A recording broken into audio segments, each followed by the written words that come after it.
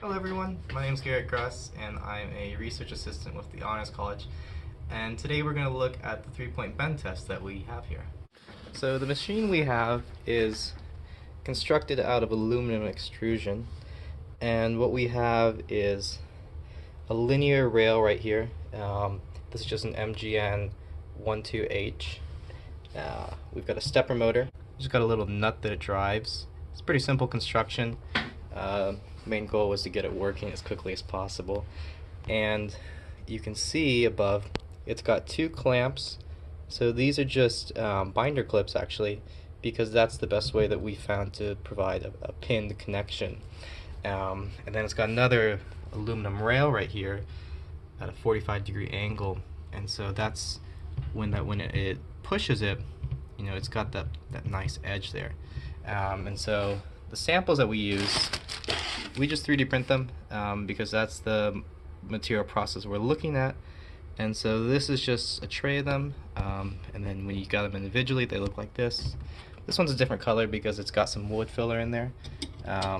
Wood's a great material to put in there because it's biodegradable, which is what we're looking at. And then additionally, it kind of upsets the molecular alignment of the chains, so it's another factor we're looking at. So when you put it in there, you can see it just looks like this. And then to operate it, I'm not going to operate it right now with this in there because it crack it, because it needs to be in the oven first before the material is flexible. But to operate it, we've got a little Arduino over here, and it's a little rough around the edges.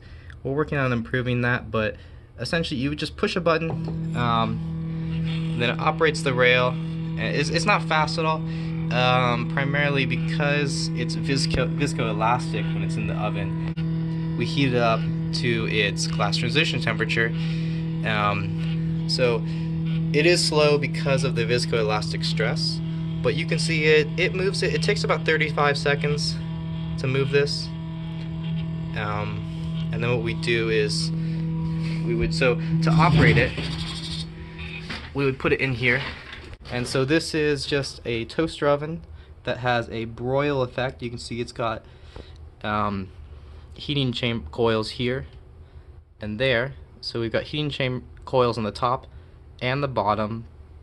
Temperature controller is controlled by an Inkbird, and so this is a PID temperature controller. The reason we use this one is because it's extremely reliable. This temperature sensor is the best that we've found because it measures both the temperature, the rate of temperature change, and the rate of temperature change. And by doing that, it's the best at modulating the temperature.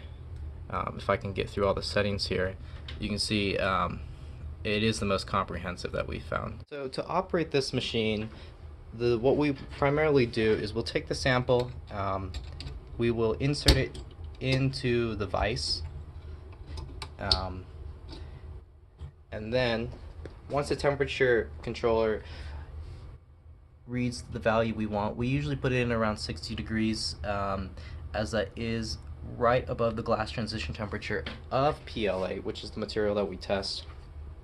So it's pretty simple.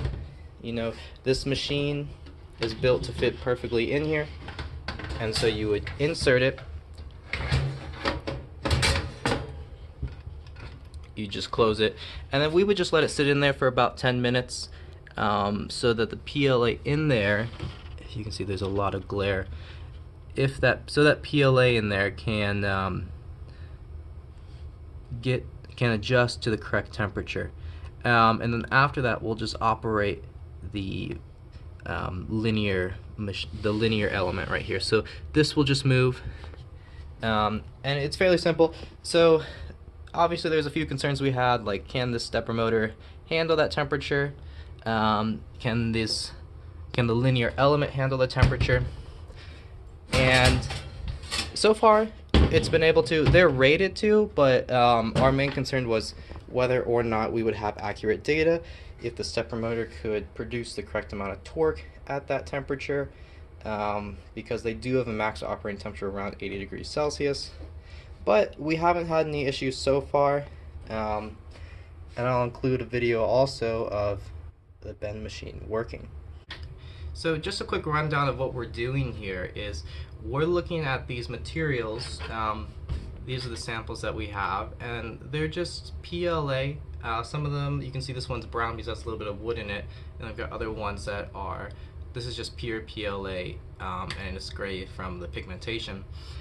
So what we're doing is we're looking at these materials and their shape memory effects. So essentially, the shape memory effect means it has the capability to change shapes. So what you would do with it is you would take this, say, sample like this, and you could bend it into a shape like this. So you can see them both here. And then what you're going to do then is if you can cool it rapidly enough, it'll have a tendency that when you heat it up again, it'll return back to this shape. So the cool application to this is, say you wanted a stent inside someone's body, like you want to expand someone's trachea, maybe. So what you could do is, because you can't insert it into their body at the expanded state because you might damage their body. So what you want to do then is you want to take your part, print it, 3D print it in the shape that you want it inside their body, and then you'll heat it up and you'll crush it. So similar to this, you would heat it up and then deform it, right? And then so what you're going to do then is, if you can cool it rapidly enough, it'll have a tendency to return back to the expanded shape.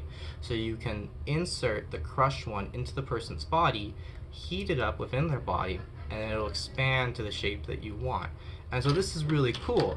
But the issue then is that certain polymers that expand and do this really well, like polypropylene, polyethylene, you can't put them in your body. So like one of these would be like a rubber band, right? So a rubber band can stretch and expand really well, but you can't put that in someone's body. So you have to find different materials. So what we're looking at is PLA. So that's what this is. It's polylactic acid. It's based off starch, so it's safe to put in someone's body. It's biocompatible, to say. And so the issue with this, though, is that PLA doesn't always expand and change its shape reliably. Because it's a linear polymer, when you stretch it, it'll have a tendency to kind of stay at that stage. If you don't cool it down quickly enough, it'll stay there. And the reason being, it's a linear polymer. So polyethylene, polypropylene, some of those can be cross-linked. Like a rubber band is a cross-linked polymer. So it'll always go back. Essentially, that's what it is. So because linear polymers are linear, they have a tendency, they can slide. So the polymer chains can slide more easily. But what this means is that when you're at elevated temperatures and you stretch it, they can slide and realign themselves into a more favorable position.